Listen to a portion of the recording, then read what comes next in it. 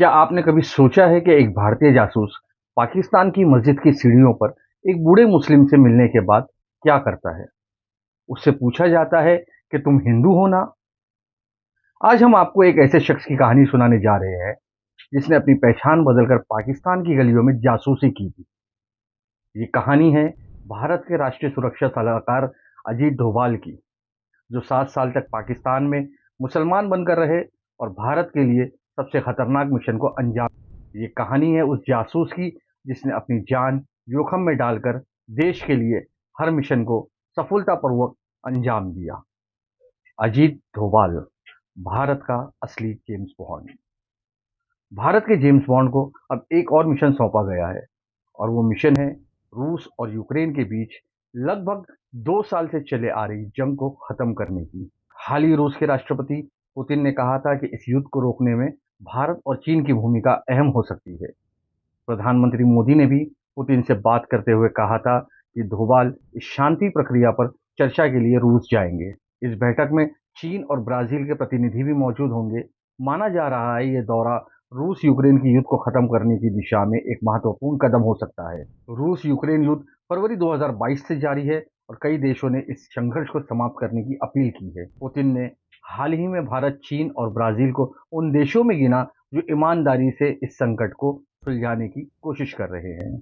अजीत डोभाल 1968 में केरल कैडर से आईपीएस में चुने गए थे। वो सक्रिय रूप से मिजोरम, पंजाब और कश्मीर में आतंकवाद विरोधी अभियानों में शामिल रहे हैं। डोभाल का जन्म 1945 में तत्कालीन संयुक्त प्रांत, अब उत्तराखंड की पौड़ी गढ़वाल के गिहिरी बनेसालून गांव में हुआ था। डोभाल के पिता मेजर जी.एन. डोभाल भारतीय सेना में अधिकारी थे। उन्होंने अपनी शुरुआती पढ़ाई राजस्थान की अजमेर स्थित अजमेर मिलिट्री स्कूल में की थी। 1967 में आगरा यूनिवर्सिटी से उन्होंने अर्थशास्त्र में पोस्ट ग्रेजुएशन की डिग्री ली। अजीत डोभाल का इतिहास काफी दिलचस्प रहा है। उन्होंने बतौर पुलिस अधिकारी काफी ऑपरेशंस किए। उन्होंने कांग्रेस के साथ भी उतना ही काम किया है जितना बीजेपी की सरकारों के साथ किया है। उन्होंने ज्यादा से ज्यादा डिटेल्स के साथ ऑपरेशनों का ऑपरेशन किया है। सबसे पहले मिजो अकॉर्ड का नाम सामने आता है। उसमें उन्होंने अहम भूमिका निभाई थी। जब सिक्किम को राज्य का दर्जा दिया गया था तब भी अजीत डोभाल ने अहम रोल निभाया था। जब 1984 के दंगे हुए थे तब वे पाकिस्तान में थे। वो वहां जासूस के रूप में काम कर रहे थे। जब 1988 में ऑपरेशन ब्लैक थंडर हुआ था तब भी उन्होंने अहम भूमिका निभाई थी। बताया जाता है कि 3 महीने तक वो बतौर पाकिस्तान एजेंट आदिवासियों के साथ स्वर्ण मंदिर में छुपे रहे और उन्हीं के नेतृत्व में एनएसजी का ऑपरेशन कामयाब हुआ था। इसी के चलते उन्हें कीर्ति चक्र से नवाजा गया था। 1995 में जब जम्मू कश्मीर में विधानसभा चुनाव हुए थे तब डोभाल ने अहम भूमिका निभाई थी। कश्मीर में 1990 के दशक में आतंकवाद का दौर शुरू हो गया था। उसके बाद पहले चुनाव 1995 में हुए थे।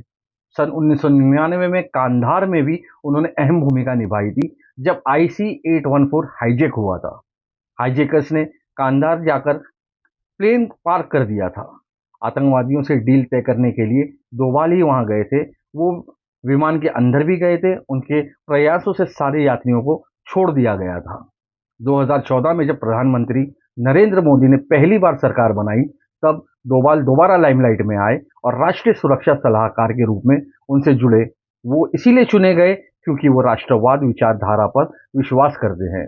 वो हमेशा कहते हैं कि नेशन फर्स्ट होना चाहिए। भारत के हित को वो हमेशा सबसे ऊपर रखते हैं, जिसके चलते उन्हें ये अहम भूमिका दी गई थी। उन्होंने 2014 से 2019 तक कई महत्वपूर्ण ऑपरेशन किए थे। उनका सबसे पहला अहम ऑपरेशन था जिसमें इराक में फंसी नर्सों को वो वापस लाए थे। उन्होंने इंडिपेंडेंट फॉरेन पॉलिसी को लेकर भारत सरकार को एक रास्ता दिखाया। भारत की एक देश के रूप में मजबूत छवि बनाने में उन्होंने काफी मदद की थी। अमेरिका और रूस के साथ संतुलन बनाकर चलने की पॉलिसी में भी दिशा निर्देश अजीत डोभाल ने ही दिए थे। यूरी की सर्जिकल स्ट्राइक, पुलवामा हमले के बाद बालाकोट और साइबर टेरर जैसे मामलों में भी उन्होंने अहम भूमिका निभाई थी। अजीत डोभाल पाकिस्तान में रहकर भारत के लिए जासूसी किया करते थे। ऐसा कहा जाता है कि उन्होंने खास मिशन पर पाकिस्तान भेजा गया था। पाकिस्तान में उन्होंने कई तरह के काम किए। वहां उन्होंने रिक्शा चलाया। राष्ट्रीय सुरक्षा सलाहकार अजीत डोभाल ने एक बार इंटरव्यू के दौरान पाकिस्तान की एक कहानी का जिक्र किया था। उन्होंने बताया कि 7 साल तक पाकिस्तान में एक पाकिस्तानी मुसलमान के तौर पर अंडर कवर रह रहे थे। एक दिन जब गलियों में घूम रहे थे, तब एक लंबी सफ़ेद दाढ़ी वाले एक बूढ़े मुस्लिम व्यक्ति ने उन्हें रोका। कुछ सेकंड तक उन्हें घूरने के बाद बूढ़े मुस्लिम आदमी ने अंडरकवर डोभाल से पूछा, क्या तुम हिंदू हो? ये सुनते ही डोभाल चौंक गए। उन्होंने खुद को शांत रखते हुए बड़ी विनम्रता से उत्तर दिया कि नहीं, मैं एक मुसलमान हूँ। इस पर उस बूढ़े मुस्लिम ने कहा कि नहीं, तुम एक हिंदू हो। आखिरकार उन्होंने उस बूढ़े के सामने मान लिया कि वो हिंदू है। फिर डोभाल ने उनसे पूछा कि उसे कैसे पता चला। वो बूढ़ा थोड़ा पास आया और डोभाल के कान में फुसफुसाया कि मैं भी एक हिंदू हूँ। मैंने देखा कि तुम्हारे कान छिदे हुए हैं। डोभाल ने बताया कि गढ़वाली संस्कृति में कान छिदवाना एक संस्कार है। उस बूढ़े ने डोभाल को कान ढकने के लिए कहा। फिर वो उन्हें अपने साथ कमरे में ले गया और अपनी अलमारी के अंदर छिपा कर रखी शिव और दुर्गा की छोटी मूर्तियां दिखाई और कहा कि वो उनकी पूजा करता है। उस बुजुर्ग ने डोभाल को बताया कि कैसे उसके परिवार को मार दिया गया था और उसे बचने के लिए खुद को एक मुसलमान के रूप में छुपना पड़ा था। हालांकि डोभाल उसकी मदद करना चाहते थे, लेकिन उस दिन के बाद वह आदमी से दोबारा कभी नहीं मिल सके। बाद में डोभाल ने अपने कान की प्लास्टिक सर्जरी कराई। अजीत डोभाल की त्वरित सोच और निडरता उन्हें भारत के सबसे बड़े रणनीतिकारों में एक बनाती है। रूस यूक्रेन जैसे संघर्षों को सुलझाने में भी अब उनकी भूमिका अहम मानी जा रही है। उनकी हर कार्रवाई भारत को सुरक्षित और मजबूत बनाने की दिशा में एक महत्वपूर्ण कदम है। शुक्रिया दोस्तों, मैं मलिक फरीदी, खबर एक्सप्रेस न्यूज।